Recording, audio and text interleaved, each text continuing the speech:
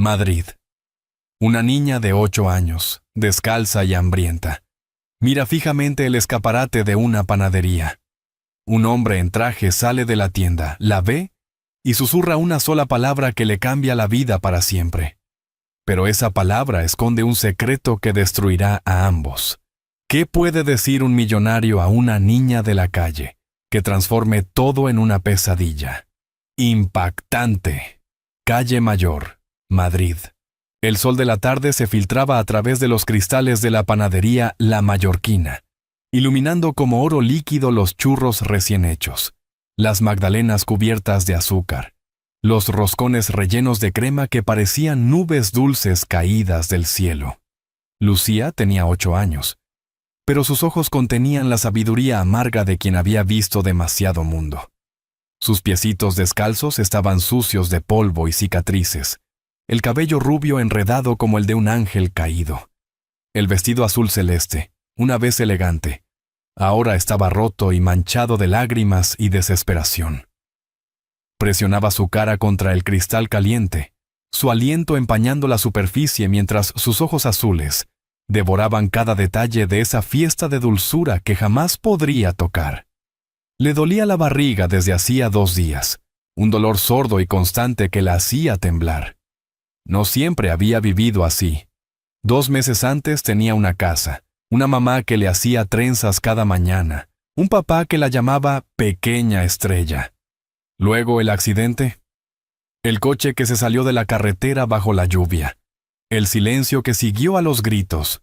Ahora vivía en la calle, escondiéndose de noche en los portales, sobreviviendo con las monedas que algunos turistas compasivos le lanzaban cuando la veían mendigar cerca de la Puerta del Sol. Pero esa tarde era diferente. Esa tarde, mientras miraba fijamente esos dulces dorados como si pudiera comérselos con los ojos, un hombre había salido de la panadería con una bolsa de papel marrón en la mano.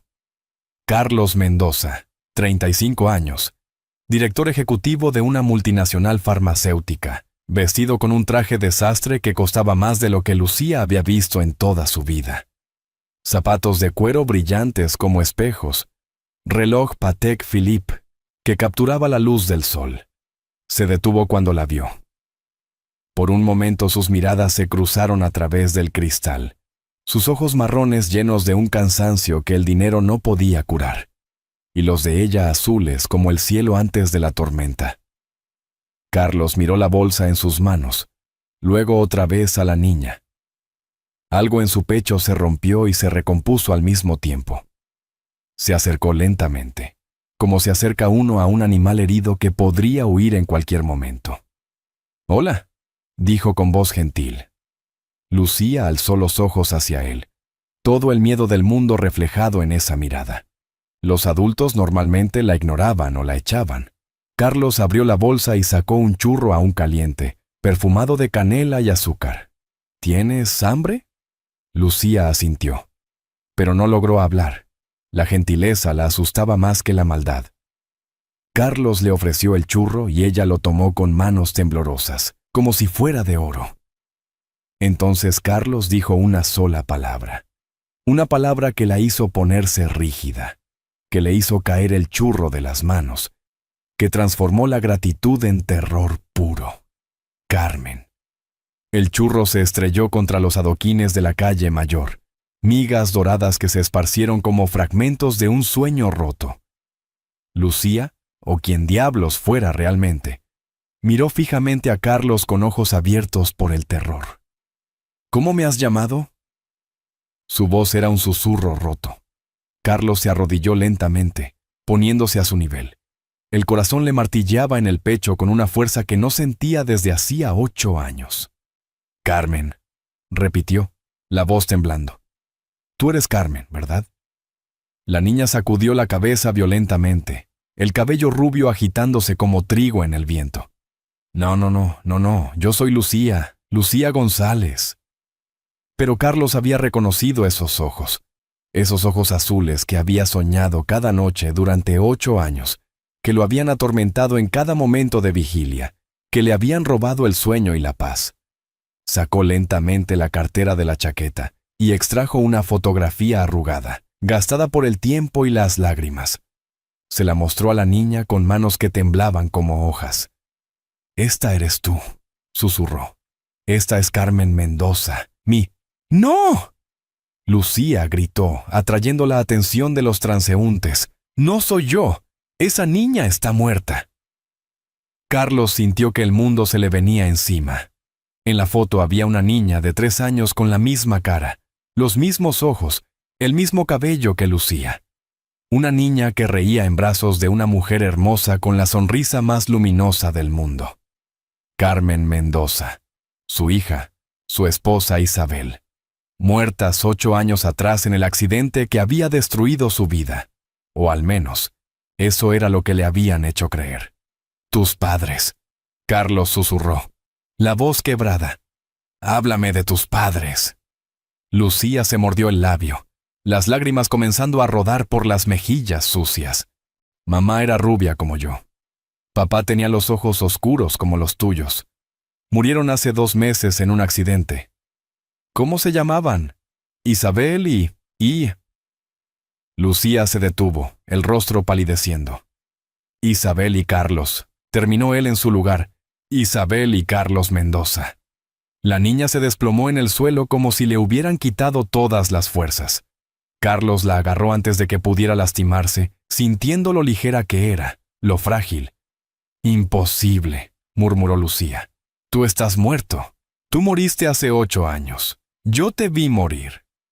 Carlos la abrazó fuerte, respirando el perfume de su cabello, el mismo perfume de vainilla que recordaba de su Carmen pequeña. «No, pequeña estrella», susurró, usando el apodo que no había pronunciado en 8 años. «Tú moriste. Tú e Isabel murieron hace 8 años. Vi sus ataúdes. Eché tierra sobre sus tumbas». Carlos llevó a Lucía a su apartamento en Salamanca, un ático con vista al retiro que una vez había compartido con Isabel. Cada rincón de la casa gritaba recuerdos, fotos cubiertas con sábanas, juguetes de Carmen guardados en cajas que nunca había tenido el valor de abrir. Lucía miraba alrededor con ojos muy abiertos. Reconocía esa casa, aunque había cambiado. 8 años antes estaba llena de risas, de luz, de vida. Ahora parecía un mausoleo. «Cuenta», dijo Carlos sentándose frente a ella en el sofá. «Cuéntame qué recuerdas». La voz de Lucía era pequeña, incierta, pero cada palabra golpeaba a Carlos como un puñetazo en el estómago. Se acordaba de una fiesta, su 5º cumpleaños. Carlos haciéndola volar por el aire mientras Isabel reía y tomaba fotos. Luego llegaron los hombres de negro, gritos, luchas. Ella siendo arrancada de los brazos de papá. Le dijeron que sus padres habían muerto en un accidente, que debía olvidar todo, que ahora se llamaba Lucía González y tenía nuevos padres. Los nuevos padres habían sido gentiles por un tiempo. Le habían dado una casa, ropa, comida, pero no amor, nunca amor. Y le habían hecho repetir cada día su nueva historia hasta que casi había olvidado la verdadera. Luego, hace 2 meses, realmente murieron. Accidente de tráfico. Y ella terminó otra vez en la calle, sin nada ni nadie. Carlos escuchaba con lágrimas corriendo por su cara.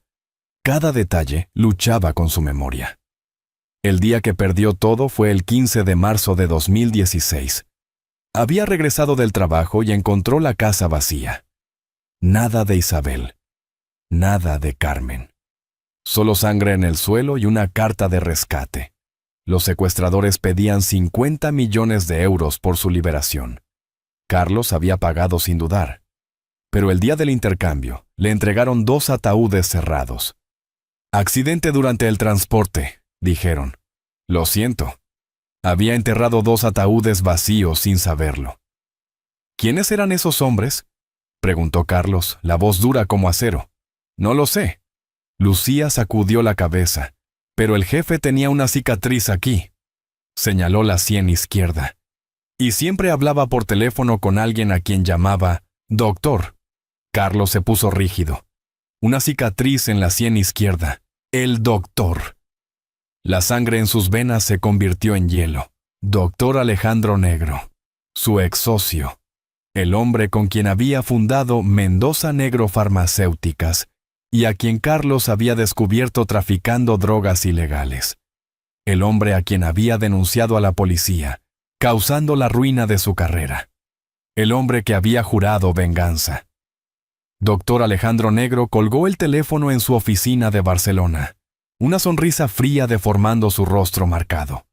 8 años de paciencia estaban a punto de dar sus frutos. Había orquestado todo perfectamente. El secuestro de Isabel y Carmen, las muertes falsas, la colocación de la niña con la familia González, sus cómplices pagados generosamente para criarla y mantenerla escondida. El plan era simple y diabólico. Hacer creer a Carlos que su familia había muerto, volverlo loco de dolor. Luego, cuando estuviera al borde del colapso, revelarle la verdad para destruirlo completamente. Pero algo había salido mal.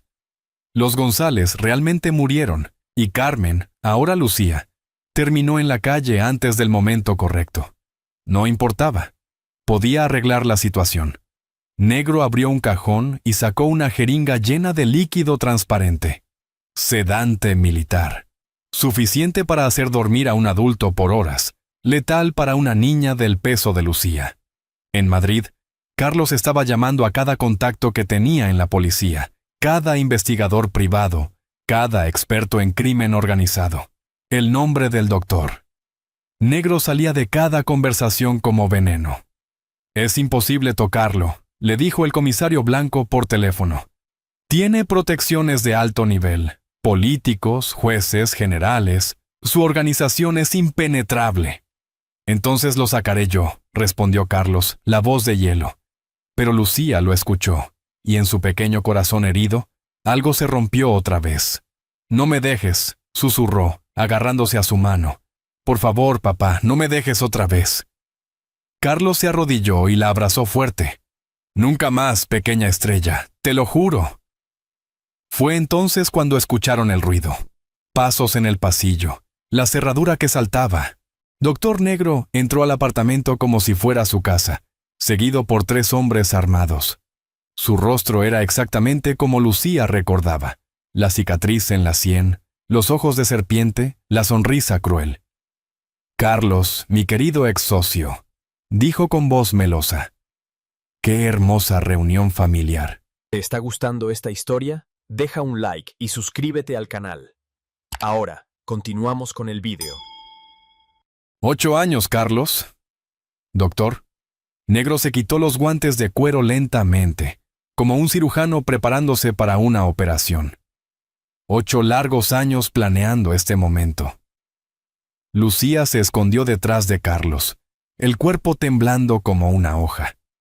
Reconocía esa voz, esos ojos fríos que la habían aterrorizado de niña. ¿Por qué? Carlos mantuvo la voz firme a pesar del miedo que le apretaba la garganta. ¿Qué te había hecho tan terrible? Negro rió, un sonido que helaba la sangre. Me arruinaste la vida, me hiciste perder todo, carrera, reputación, familia. Mi esposa me dejó, mis hijos ya no me hablan, todo por tu estúpida moralidad. Se acercó un paso, la jeringa brillando en su mano. Pero soy un hombre paciente. Esperé. Planeé. Te hice perder todo lo que amabas, y luego te dejé vivir en el dolor.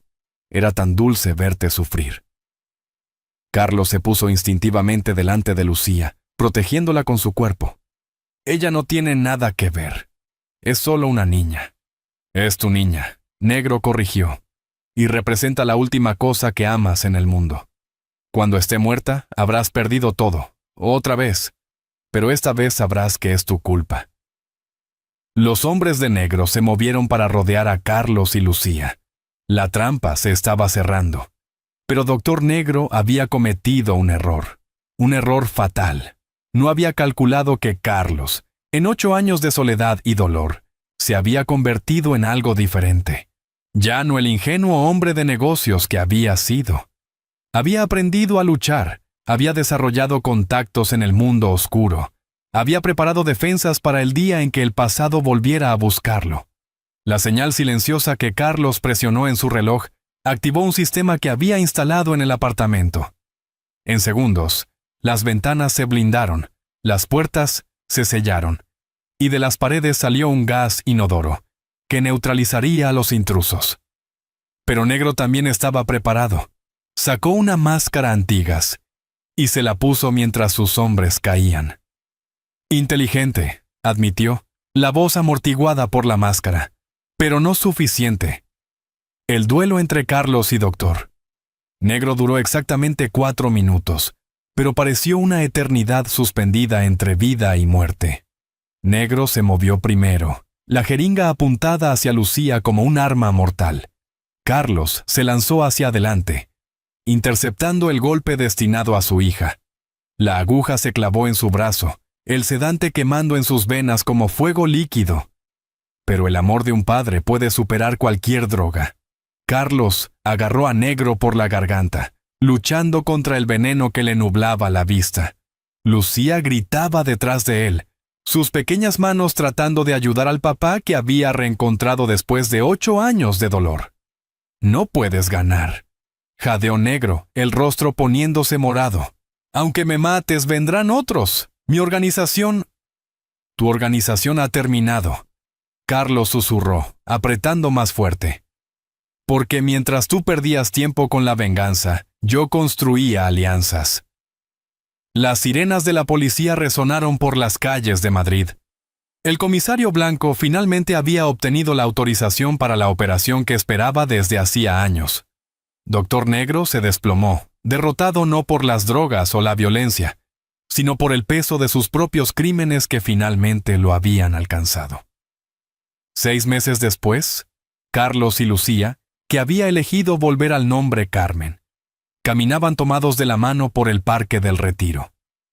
El sol brillaba en sus rostros, y por primera vez en 8 años, ambos estaban realmente sonriendo. El apartamento había cambiado. Las fotos habían sido quitadas de las sábanas, los juguetes devueltos a la luz. Carmen tenía una nueva habitación, pero aún dormía en la cama de Carlos, aferrada a él como si temiera que pudiera desaparecer otra vez. Doctor Negro y su organización habían sido desmantelados completamente. Los cómplices arrestados, los crímenes expuestos, las víctimas finalmente libres.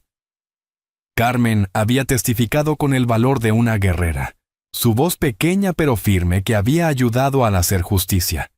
Carlos había vendido su empresa y creado una fundación para niños desaparecidos, transformando su dolor en esperanza para otras familias destruidas. «Papá», dijo Carmen mientras se detenían frente a la panadería, la mallorquina, «¿podemos comprar un churro?» Carlos sonrió, recordando esa tarde que había cambiado todo. «Claro, pequeña estrella, todos los churros que quieras». Mientras entraban en la panadería, el panadero, que había visto todo ese primer día, les guiñó el ojo y apartó los dulces más hermosos para la niña que había reencontrado a su papá. A veces los milagros llegan cuando menos te los esperas, escondidos detrás de escaparates polvorientos y corazones rotos. A veces el amor realmente vence sobre todo, incluso sobre las tinieblas más profundas. Y a veces, una niña descalza que mira una panadería puede cambiar el mundo entero con una sola mirada. Carmen mordía feliz su churro, las migas cayendo sobre los adoquines de la calle Mayor como pedazos de sueños que finalmente se hacían realidad. La familia Mendoza estaba junta otra vez, y esta vez nadie los separaría jamás. ¿Esta historia os ha tocado el corazón? ¿Os ha hecho pensar en lo frágil que es la felicidad y lo poderoso que es el amor de una familia? Si también vosotros creéis que cada niño merece una familia que lo ame, que ningún crimen debe quedar impune, y que el amor puede realmente vencer al mal, dadle like y compartid este vídeo. Contadnos en los comentarios. ¿Habéis ayudado alguna vez a un niño en dificultades? ¿Creéis en las segundas oportunidades? ¿Conocéis historias de familias que se han reencontrado contra toda esperanza? Compartid vuestras experiencias y hagamos llegar este mensaje de esperanza a más personas posibles. Porque a veces los mayores tesoros se esconden donde menos te los esperas, Y el amor verdadero siempre sabe encontrar el camino a casa. Suscribíos para más historias que celebran el poder de la familia y del coraje humano. Like, comenta, comparte y suscríbete para historias que tocan el alma y cambian el corazón.